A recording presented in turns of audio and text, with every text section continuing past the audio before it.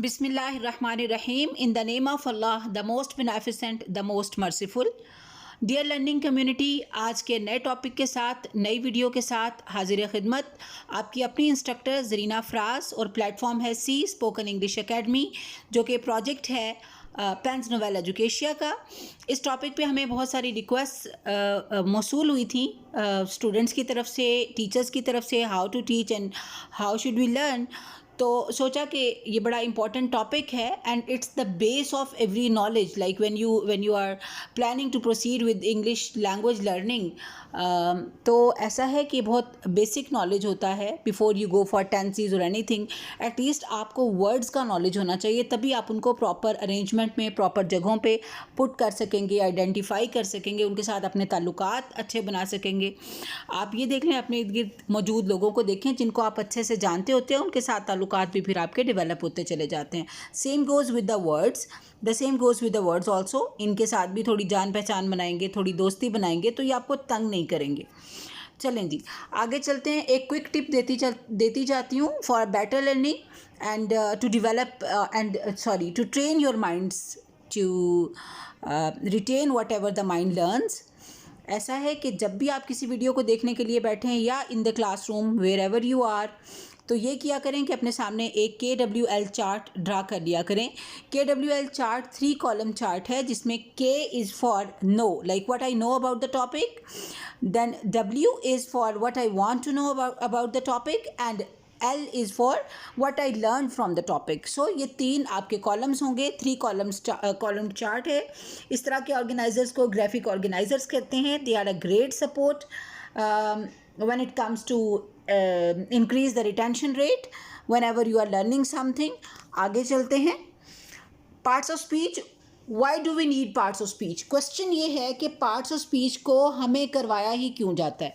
इस बात को बेटे थोड़ा सा अच्छे तरीके से अगर आप समझ लेंगे तो आई होप कि आगे चल के आपको आसानी होगी। पार्ट्स ऑफ स्पीच की तरफ हमें जाना पड़ता है। पार्ट्स ऑफ स्पीच एक्चुअली क्या है? ग्रुप्स ऑफ वर्ड्स हैं। हमने अल्फाज को मुख्तलिफ ग्रुप्स में डाल दिया है। That grouping is called, like you know, उसको कहते हैं कि पार्ट्स ऑफ स्पीच हैं या एक वर्ड क्लास है। यानी एक वर्ड जो है, इसका ताल्लुक किस वर्ड क्लास से या किस पार्ट ऑफ स्पीच है, तो हम कह देते हैं ये नाउन है या ये वर्ब है, ये दिस है, ये दैट है, इस तरह से करके, राइट। आपको एक छोटी सी एग्जांपल देती हूँ। Think about the principle of a school. उनके सामने, उनके स्कूल में उनके साथ कोई 1000, 2000, 3000, 4000 लेट्स से स्टूडेंट्स जो हैं कनेक्टेड हैं। उनके साथ कोई 100, 200, 300 का स्टाफ मौजूद है। How the person is managing all that strength? कैसे मैनेज करते हैं? Answer is very simple. क्या करते हैं वो?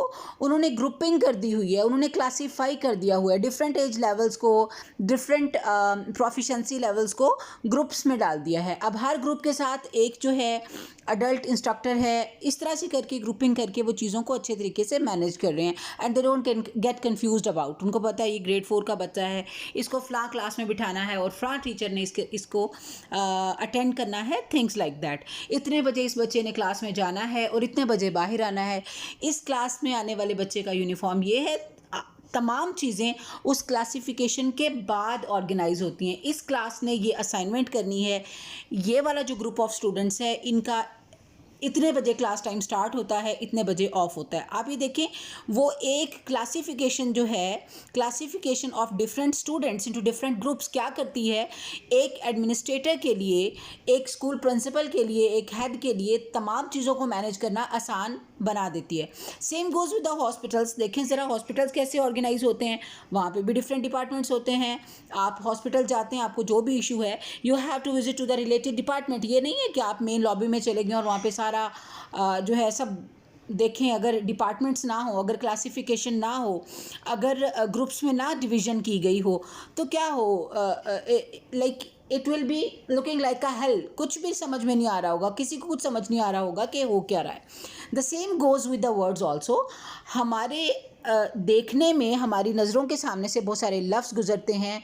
एक बुक का एक पेज उठा के देख लें, उसमें देख लें नंबर ऑफ़ वर्ड्स कितने ज़्यादा हो जाते हैं। But when we are unable to identify those words and put them into certain groups and then and we fail to identify their functionality, तो क्या होता है? we get confused और हमें कुछ भी समझ में नहीं आता। इसलिए बेटा आई होप कि आपको पार्ट्स ऑफ स्पीच की समझ आ गई होगी, लाइक इसकी इंपॉर्टेंस की थोड़ा सा एक बैकग्राउंड नॉलेज आपका बिल्ड हो गया होगा, एक डिज़ायर क्रिएट हो गई होगी कि why should we need, like we need to learn parts of speech. आगे चलते हैं, देखते हैं नेक्स्ट क्या आ रहा है जी। पार्ट्स ऑफ स्पीच पे जाने से पहले मेरे साथ, क्योंकि मैंने पहले भी रिक्वेस्ट की कि डिफरेंट लेवल ऑफ लर्नर्स जो हैं वो कनेक्टेड हैं। It's not that we are creating these videos for our spoken English course students. No, it's not like that. We have a large community of learners connected with us, जिसमें teachers भी हैं, जिसमें बच्चे भी हैं, बच्चे भी फिर प्राइमरी लेवल से लेके हायर ग्रेड्स तक के बच्चे हमारे साथ कनेक्टेड होते हैं। तो हम जब एक टॉपिक पे वीडियो बनाते हैं तो उसको हम स्लोली एंड ग्रेजुअली प्रोजेक्ट करते हैं।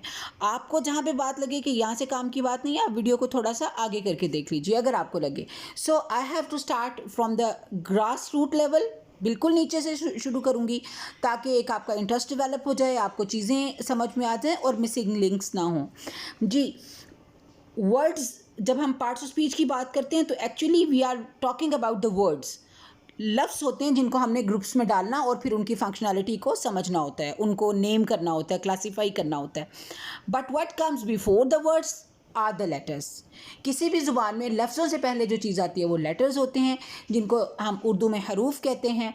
इंग्लिश लेटर्स की बात करें तो A B C से लेके आप Z तक चले जाएं, all these letters, like you know, ये सारी जो क्लास है इसको हम कहते हैं लेटर्स और द रिटन अल्फ़ाबेट। ठीक है, उसके बाद आ जाते हैं उर्दू लेटर्स की तरफ। उनका भी आपको पता है, इनको उर्दू में हम हरूफ तहज्जी या हरूफ कहते हैं। ये अलिफ बे पे ते टे से लेके बड़ी ये तक जाते हैं। इसी तरह अरबिक में लेटर्स की बात करें, मैंने अरबिक को क्यों साथ में थोड़ा सा इनकलकेट कर दिया कि कम से कम कुरान पाक तो हम लोग पढ़ ही रहे होते हैं ना, तो वहाँ पे भी हमें हरूफ का सामना होता है। अलिफ बा ता सा जीम एंड सो ऑन, हम या तक चले जाते हैं।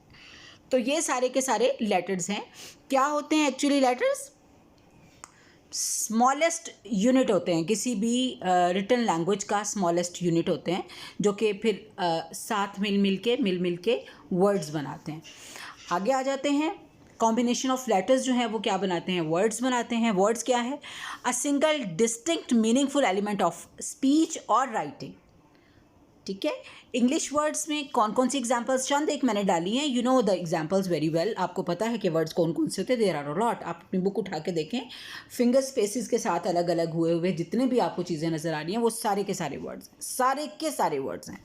ठीक है, चेयर है, गोट है, रन है, माउंटेन है, द लिस्ट गोज़ ऑन, बहुत सारे हैं। अगर मैं एग्जांपल्स देने पे आती तो फिर मैं पूरी स्लाइड भी भर जाती। तो कहानी फिर भी, वो कहते हैं ना, हक़ तो ये है कि हक़ अदा ना हुआ, वो तो फिर ख़त्म ही ना होती कहानी। सो ये वर्ड्स की मिसालें हैं इंग्लिश में। उर्दू में हम क्या कहते हैं? गुड़िया है, घर है, सड़क है, किनारा है, पानी है, ग्लास है, दूध है, चाय है, पत्ती है, कैंची है, एवरीथिंग, सब कुछ है। ये सारे वर्ड्स हैं। उर्दू में आपको एग्जांपल्स दे दी। अरबिक में भी कुछ हम अल किताब पढ़ते हैं, अल कुरान पढ़ते हैं, अज़ीम पढ़ते हैं, कबीर पढ़ते हैं, मुख्तलिफ़ अल्फाज हैं ना, ये सारे के सारे।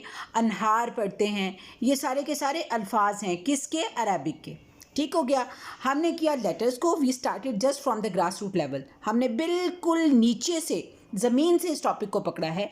We started with the letter and we said that letters are the smallest possible units of a language. ठीक है, बिल्कुल छोटे यूनिट्स होते हैं। इन यूनिट्स को मिला के 2 या 3 को, 4 या 5 को, 5 या 6 को, लेटर्स को मिला के क्या बनता है? वर्ड बनते हैं। ठीक है, अब आगे चलते हैं, देखते हैं आगे क्या है। पार्ट्स ऑफ स्पीच में हम बात कर रहे हैं वर्ड क्लास की। मैंने आपको कहा कि दोनों एक ही तरह की चीज़ें हैं, पार्ट ऑफ स्पीच भी कहते हैं या फिर वर्ड क्लास भी कहते हैं। क्या होती है word class? Classification of different words into different groups is called a word class. और क्या है? A category of words of similar form और function is a part of speech. एक पार्ट ऑफ स्पीच का दूसरा नाम अगर कोई आपसे पूछे तो वर्ड क्लास भी हो सकता है। यानी कि फ़र्ज़ करें मैंने लिखा हुआ है Amina, I can ask you what part of speech it is or what word class it is. ये जो वर्ड मैं बोल रही हूँ ये किस वर्ड क्लास से बिलोंग करता है या फिर ये कौन सा वाला पार्ट ऑफ स्पीच है। So this is just a difference of terminology. बात एक ही है, वर्ड क्लास के हैं या फिर आप पार्ट ऑफ स्पीच के हैं, बात एक ही है। इसमें जो टॉप पे आ जाते हैं नंबर 1 से, जहाँ से ये कैटेगरी स्टार्ट होती हैं, दैट इज़ नाउन। और अभी आप मेरे साथ जब नाउन को when you are going to dig deep into this word noun, आपको पता चलेगा कि कितना मिसकॉन्सेप्शन पाया जाता है when it comes to defining the noun। जब हम डिफ़ाइन करते हैं नाउन को तो कितना मिसकंसेप्शन हमारे यहाँ पाया जाता है। Even the books are publishing the wrong content, concept नहीं दिया जाता, लेट्स से वेदर इन उर्दू और इन इंग्लिश गलत चीज़ें छप रही हैं। कैसे? I'll prove it right now in this lesson without taking or consuming more of your time। आपके सामने कुछ वर्ड्स मैंने लिखे हैं, give them a quick read और अपने आप से पूछिए कि आप इनमें से कितने वर्ड्स को एज नाउन आइडेंटिफाई कर सकते हैं। Just give a challenge to yourself. देखते हैं। क्लैरिटी है, क्वीन है, न्यूनेस है, ड्रॉप है, क्रिएशन है, सेलिब्रेशन है, फिटनेस है, स्कूल है, विजडम है, रिकमेंडेशन है, अटेंशन है एंड क्लाउडी। चंद एक वर्ड्स ही मैंने डाले हैं, ज़्यादा तो फिर लिस्ट बहुत ज़्यादा लंबी हो जाती है। मेरा ख्याल है कोई 10-12 होंगे। आप इनको एक बार क्विक रीड कर लीजिए एंड चैलेंज योर सेल्फ और अपने आप से पूछिए कि इनमें से कितने नाउन्स हैं, या फिर लेट्स से कि कितने ज़्यादा से ज़्यादा नाउन आप इसमें से सर्कल कर सकते हैं। थोड़ी देर के लिए स्लाइड पर रहूँगी ताकि आप पढ़ सकें, आप इनमें से निकाल सकें। उसके बाद I will move forward. Time बचाने के लिए मैं आगे जा रही हूँ। अगर आपने अपने माइंड को प्रैक्टिस देनी है, रुकना है, you want to learn something, then you can simply pause the video, let the screen be open in front of you, read all the words carefully and then identify how many words you can identify, you can classify into the category of nouns। आगे चलते। हाँ जी, हमें जो knowledge दिया जाता है किताबों में, लेट्स से उर्दू की बुक्स में और इंग्लिश की बुक्स में हमें जो नॉलेज दिया जाता है उसके मुताबिक नाउन की जो डेफिनेशन है वो है the name of a person, place और thing is called a noun. एक जगह का, अब इसमें जब हम उर्दू में करते हैं तो क्या कहते हैं, किसी जगह, चीज़ या शख्स के नाम को इस्म कहते हैं। यकीन करें किसी भी स्कूल के बच्चे से उठा के पूछ लें, उससे पूछें कि इस्म क्या होता है, वो कहेगा किसी जगह, चीज़ या शख्स के, या तो उसको आता ही नहीं होगा। उसकी बड़ी मेहरबानी अगर वो इतना भी रिस्पॉन्स दे दे, आता ही नहीं होगा। पता नहीं बच्चे हमारे आजकल क्या कर रहे हैं। इस्म की तारीफ़ पूछें, वो आपकी तरफ हैरान होकर देखेगा कि किस दुनिया का जानवर है। पहले तो वो ये करेगा। अगर वो कोई अच्छा स्टूडेंट है भी तो वो आपको ये जवाब देगा कि किसी जगह, चीज़ या शख्स के नाम को इस्म कहते हैं। And the same goes with English. English में अगर आप किसी से पूछें व्हाट इज़ अ नाउन, और वो जो सबसे अच्छा ब्राइट स्टार है ना क्लास का, वो हाथ उठाएगा और कहेगा name of a person, place और a thing is called a noun. Okay, if this is the case, तो फिर ये जो लिस्ट है इसमें मैं वापस आ गई हूँ इस लिस्ट ऑफ वर्ड्स में। इसके अंदर let me tell you there is only one word that's not a noun. उस एक वर्ड के अलावा सारे के सारे नाउन है। वो वर्ड कौन सा है कमेंट में बता दीजिएगा। अगर आप चाहते हैं कि थोड़ी सी हमारी जो है इंगेजमेंट हो जाए, आपस में हमारा इंटरेक्शन हो जाए और पता चले कि हाँ आपने वीडियो देखी है और आपने किसी सवाल का जवाब दिया है। इसमें सिर्फ एक वर्ड है इस लिस्ट में जो कि नाउन नहीं है। आई एडिड इट डेलिबरेटली, बाकी सारे के सारे नाउन हैं। देख लीजिएगा नीचे कमेंट में, आपने मुझे बताना कि कौन सा वर्ड है इसमें से जो कि नाउन नहीं है। जी बेटा, अगर हमारी पिछली जो लिस्ट थी उसके अंदर सिर्फ एक वर्ड ऐसा है जो नाउन नहीं है, तो फिर इसका मतलब तो ये हुआ कि ये सारी चीज़ें जैसे क्लैरिटी है, जैसे न्यूनेस है, जैसे हंगर है, जैसे क्रिएशन है, जैसे सेलिब्रेशन है, जैसे फिटनेस है, जैसे विजडम है, जैसे रिकमेंडेशन है, जैसे अटेंशन है, ये जो नाम मैंने लिए हैं ये सारे वो नाम हैं जो ना किसी जगह के नाम है, ना किसी शख्स के नाम है, ना किसी चीज़ के नाम है। Right? They are the names of some ideas और सम फीलिंग्स। मुझे भूख लगी है, भूख एक कैफियत है जिसको मैं फील कर रही हूँ, जिसको महसूस कर रही हूँ। इसकी इंग्लिश क्या होती है? हंगर। तो हंगर जो है, हंगर जो वर्ड है, भूख जो वर्ड है, ये एक नाउन है। तो right definition of the word of this part of speech should be name of a person, place, thing or an idea is called a noun। जब तक आप इसके अंदर आइडिया को ऐड नहीं करते इस डेफिनेशन के अंदर, तब तक आपकी नाउन की जो डेफिनेशन है वो कंप्लीट नहीं होती. So what is needed, we need to revise what we have been studying throughout our lives. Our publishers, our content developers should complete their R&D. They should complete their research work and then develop the curriculum. तब उनको add करना चाहिए चीज़ों को. हमारी बहुत सारी किताबों में चीज़ें ये आउटडेटेड हैं, गलत कंटेंट छापा जाता है, पढ़ाया जाता है. इसीलिए जब कल बच्चों के सामने ये चैलेंजेस आते हैं, like if I am not wrong grade 9-10 के क्वेश्चंस में भी आ जाता है कि जी आपको वर्ड्स अंडरलाइन करके दिए होते हैं और आपने बताना होता है कि which part of speech it is. ये नाउन है, वर्ब है, एडवर्ब है, whatever you have to tell. तो अब इसमें देख लें एग्जाम्पल्स को. Determination is a noun, creation is a noun, creativity is a noun, hunger is a noun, anxiety कोई ऐसी चीज़ नहीं है, ना ये किसी जगह का नाम है, ना चीज़ का नाम है, ना शख्स का नाम है, जस्ट एक फीलिंग का नाम है.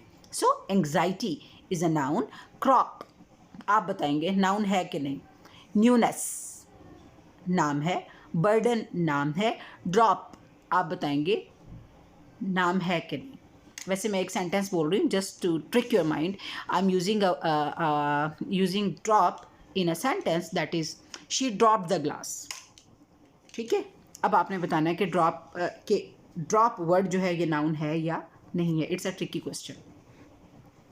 आगे चलते हैं काइंड्स ऑफ नाउन्स की तरफ. कॉमन नाउन्स हैं, प्रॉपर नाउन्स हैं, कंक्रीट या मटेरियल नाउन्स हैं, एब्स्ट्रैक्ट नाउन्स हैं एंड देन कलेक्टिव नाउन्स हैं. कुछ और भी लोगों ने बनाई हुई हैं फर्दर, लाइक 8 काइंड्स में भी उनको डिफाइन किया हुआ है. बट मेनली अगर आप इनका कॉन्सेप्ट क्लियर कर लें, इन 5 को डिस्कस कर लें, तो बाकी सारा रेलेवेंट है वो फिर आपको क्लियर हो जाएगा. कॉमन नाउन्स में आ जाता है किसी भी चीज़ का आम नाम. कोई भी चीज़ है उसको उठाने के लिए, छूने के लिए, बात करने के लिए, देखने के लिए जो भी रेफरेंस वर्ड हम यूज़ करते हैं वो सारे के सारे कॉमन नाउन्स ही होते हैं. जैसे बैग है, टेबल है, बेड है, कार है, वाटर है, मिल्क है. किसी भी चीज़ को कोई ना कोई नाम देते हैं ना उसकी बात करने के लिए. लैपटॉप है, ग्लासेस हैं, बोर्ड्स हैं, मोबाइल है, कुशन है, everything. Like I am just looking at my surroundings, what is there. Shoes हैं, बैग है, हीटर है, वट एवर. जो भी चीज़ें हैं मेरी सराउंडिंग में मुझे नज़र आ रही हैं वो सारे के सारे कॉमन नाउन्स हैं. राइट. उसके बाद आ जाते हैं प्रॉपर नाउन्स की तरफ. मैंने हमेशा कहा और हमेशा कहती रहूँगी कि compare and contrast is the most effective strategy. अपनी टीचिंग एंड लर्निंग में इसको लेके आएँ. When I started the slides, my very first slide after announcing the topic of today's video was compare and contrast. वहाँ पे भी मैंने आपको कहा कि अपने सामने ये वाली एक शीट बना लें, दैट इज़ KWL चार्ट, जिसमें आप कंपेयर कर रहे हैं कि इस टॉपिक के बारे में पहले क्या पता है, क्या जानना चाहता हूँ, क्या पता चला after watching this video. So this is compare and contrast. Again proper और कॉमन नाउन को बात करेंगे तो मैं प्रॉपर नाउन को अलग से समझा सकती थी, but I have put it in the form of compare and contrast. देखें, दोनों को आमने सामने करके कंपेयर करें तो आपको ज़्यादा अच्छा क्लियर हो जाएगा. When we talk about people generally, then it's a common noun, but when we talk about Muslims, Hindus, Jews, something like that, they are proper nouns. When we talk about mountains, it's a common noun. When we talk about some specific mountain, then it's a proper noun, like I have written here K2. Then river, when we talk about generally, when we talk about any river, it's a river, it's a common noun. But when I am talking about some specific river, for example, I have written here River Ravi, then it is what? It is a proper noun. Then when I'm talking about any man, it's a man, it's a common noun. But if I'm talking about someone, I am talking about someone special, किसी ख़ास बंदे का जिक्र कर रही हूँ. अब यहाँ पे थोड़ी सी एक कन्फ्यूजन अराइज हो जाती है. जैसे मैंने भी गलती से कायदे आज़म लिख दिया. बाज़ बच्चे यहाँ पे आके स्टक हो जाते हैं कि अच्छा वो कायदे आज़म तो थे ही कोई ख़ास शख्सियत ना, इसलिए वो प्रॉपर नाउन है. नो बेटा, इट्स नॉट लाइक दैट. हर इंडिविजुअल, हर शख्स, हर इंसान अपनी ज़ात में ख़ास है, तो हर एक का नाम जो है वो प्रॉपर नाउन में ही जाएगा. चाहे वो ज़रीना फ़राज़ है तो वो प्रॉपर नाउन है, चाहे आप अहमद नदीम कासमी हैं आप प्रॉपर नाउन है, चाहे अहमद अली है प्रॉपर नाउन है, जैसे समीना मुजतबा है प्रॉपर नाउन है, जैसे नाजिया कासमी है, प्रॉपर नाउन है। देखें ये वो लोग हैं, मैं ऐसे ही नाम उठा उठा के आपको दे रही हूँ कि कहीं मिसकंसेप्शन ये पैदा ना हो जाए कि जो बड़ी बड़ी पर्सनालिटीज़ होती हैं सिर्फ उनके नाम ही प्रॉपर नाउन की कैटेगरी में आते हैं। No, it's not like that. Specific name of that person is a proper noun. ठीक हो गया। ज़रूरी नहीं है कि आप किसी बड़ी ही पर्सनालिटी को प्रॉपर नाउन का नाम देंगे। लेक, कोई भी लेक की बात करेंगे तो ये कॉमन नाउन है। जब हम सैफुल मलूक, इट्स नॉट कि मैं सिर्फ सैफुल मलूक की बात करूँगी तो ये प्रॉपर नाउन है। किसी भी झील का नाम, इस वक्त मेरे माइंड में नहीं आ रहा है, किसी भी झील का नाम अगर आप लेंगे, प्रॉपर नाउन लेंगे तो वो यानी उसका स्पेसिफिक नाम लेंगे तो वो प्रॉपर नाउन होगा। Same goes with the roads. किसी भी रोड के बारे में हम, जैसे मैं सड़क पे जा रहा था और ये हुआ और ये हुआ, तो ये जो सड़क आपने बोला, ये जो रोड का वर्ड आपने बोला, ये नाउन है। कौन सा वाला? कॉमन नाउन है। लेकिन जब मैं कहूँ कि हम इकबाल रोड से होते हुए आए, तो now this Iqbal road Urdu में क्या हो जाएगा? इस मार्फा, और इंग्लिश में क्या हो जाएगा? Proper noun. गार्डन, हम बाग में गए थे, बाग में हमने सैर की थी, समथिंग लाइक दैट। यहाँ पे गार्डन जो है ये कॉमन नाउन है। लेकिन when I am talking about some specific garden और उसका नाम है, आपको पता है हर बाग के, हर पार्क के अपने नेम टैग्स होते हैं, ऊपर लिखे हुए भी होते हैं। जैसे रोज़ एंड जैस्मीन गार्डन यहाँ पे हम इस्लामाबाद में होते हैं, तो यहाँ पे हैं, और भी बहुत सारे हैं, F9 पार्क और थिंग्स लाइक दैट, बहुत सारे पार्क हैं, जिना पार्क, जिना गार्डन। सो ये सारे जो नाम आ जाते हैं ये प्रॉपर नाउन्स होते हैं। I hope the concept of common and proper noun is clear. जब आम नाम होंगे तो वो कॉमन नाउन्स होंगे। जब स्पेसिफिक नाम, जो मखसूस नाम है, जिसके माइंड में आते ही उस एक स्पेसिफिक प्लेस का, चीज़ का, शख्स का ख्याल जहन में आए। जैसे मैं अगर कहती हूँ एक लड़का जा रहा था, राइट, अब थोड़ा सा और मैं एक्सप्लेन कर, जैसे मैं कहती हूँ एक लड़का जा रहा था। अब एक लड़का कोई भी लड़का हो सकता है। एक लड़की ने खाना बनाया, पता नहीं किस लड़की ने खाना बनाया। अब ये लड़की कॉमन नाउन है, लड़का कॉमन नाउन है। बट व्हेन आई से अहमद गली में मिला था, राइट, अब अहमद का नाम सुनते ही एक स्पेसिफिक पर्सन का ख्याल माइंड में आता है, अच्छा वो अहमद, ठीक हो गया। तो अहमद जो है वो प्रॉपर नाउन हो गया। आगे चलते हैं जी। एब्स्ट्रैक्ट नाउन्स क्या होते हैं? ये ऐसी चीज़ों के नाम होते हैं जो आपको नज़र नहीं आती but you can still feel them. जैसे अभी पिछली स्लाइड्स में कहीं हमने डिस्कस किया था कि भूख एक कैफियत है जिसको हम महसूस कर सकते हैं। उस कैफियत का नाम जो है वो हंगर है इंग्लिश में, and the word hunger is a noun. और आप बताएंगे कि ये नाउन कौन सा वाला, प्रॉपर नाउन है या फिर कॉमन नाउन। इसी तरह एबिलिटी, एबिलिटी क्या है? Again it's not something that we can touch, जिसको हम होल्ड कर सकें, ठीक है। तो एबिलिटी क्या है? ये भी एब्स्ट्रैक्ट नाउन है। इसी तरह कंसंट्रेशन एब्स्ट्रैक्ट नाउन है। कॉन्फिडेंस ऐसी चीज़ नहीं है जिसको आप छू के देख सकते हैं, छू सकते हैं, देख भी उस तरह से नहीं सकते कि कोई चीज़ आपकी आंखों के सामने अपीयर हो जाए तो आप कहेंगे अच्छा अच्छा वो कॉन्फिडेंस जा रहा है। No, it's not like that. इसी तरह कोऑपरेशन ऐसी चीज़ नहीं है जो हम उठा के ये लो लो मेरा कोऑपरेशन ले लो। No, it's not like that, और आप इसको टच भी नहीं कर सकते। करेज, अगेन ये आपके सामने खड़ी भी नहीं होती करेज। हाँ, एक ऐसी चीज़ है जब किसी के अंदर हो तो आप उसको महसूस कर सकते हैं। आप कह सकते हैं the person is really courageous person. तो ये सारी चीज़ें फीलिंग्स हैं, आइडियाज़ हैं, डिफरेंट सिचुएशंस के नाम हैं, सेलिब्रेशंस हैं। ये सारी की सारी जो चीज़ें हैं। अब सेलिब्रेशन भी कोई ऐसी चीज़ नहीं है जिसको आप उठा के इधर से उधर रख सकते हैं, हाथ लगा के देख सकते हैं। सेलिब्रेशन तो एक बस ठीक है कि इन्जॉयमेंट है। अब इन्जॉयमेंट भी नाउन है और celebration itself is a noun, abstract noun है। ऐसी चीज़ों के नाम जो सॉलिड नहीं है, जो कंक्रीट नहीं है, मटेरियल नहीं है। आगे चलते हैं, कलेक्टिव नाउन्स की बात कर लेते हैं। कलेक्टिव नाउन अगर आप इसको गौर से देखें तो जितने पिक्चर्स ऐड की हैं, डेलिबरेटली ऐसी पिक्चर्स ऐड की हैं जिसमें चीज़ों के ग्रुप्स नज़र आ रहे हैं। उर्दू में तो हम कहते हैं जैसे दरख्तों का झुंड नज़र आ गया, मक्खियाँ ही मक्खियाँ थीं, इस तरह के वर्ड्स हम यूज़ कर लेते हैं। लेकिन इंग्लिश में हर ग्रुप का एक अपना स्पेसिफिक नाम होता है। जैसे कि क्लस्टर ऑफ ट्रीज़ है, क्लस्टर ऑफ ट्रीज़, दरख्तों का जो झुंड होता है उसको क्लस्टर ऑफ ट्रीज़ कहते हैं। आगे अगली पिक्चर में आपके सामने बच्चे बैठे हुए हैं, इसको हम क्या कहते हैं? अ क्लास ऑफ स्टूडेंट्स कहते हैं। नीचे आप देख लें बीज का एक बहुत सारा आपको ग्रो नज़र आ रहा है, बहुत सारी मक्खियाँ नज़र आ रही हैं, इनको हम कहेंगे ग्रिस्ट ऑफ बीज। आगे आप देखें कि ऊपर की तरफ अगर आप देखेंगे तो आपको मछलियाँ नज़र आ रही हैं, राइट। मछलियों का एक पूरा ग्रुप है। उर्दू में तो हम ग्रुप कह के जान छुड़ा लेते हैं, लेकिन इंग्लिश में ऐसे नहीं काम चलेगा। You need to learn the proper vocabulary, right.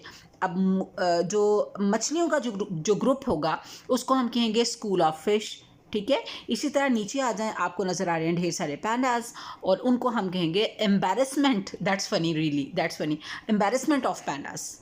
Group of pandas को हम क्या कहते हैं एक्चुअली, एम्बैरेसमेंट ऑफ पैंडास। इसी तरह फिर आगे एलिफेंट्स हैं, हर्ड ऑफ एलिफेंट्स, राइट। ये कलेक्टिव नाउन है, यानी एक किसी चीज़ के एक ग्रुप को, लोगों के ग्रुप को, जैसे हम क्राउड कह देते हैं, पुलिस कह देते हैं, क्लास कह देते हैं, आर्मी कह देते हैं, फैमिली कह देते हैं, ये सारे कलेक्टिव नाउन्स हैं, राइट।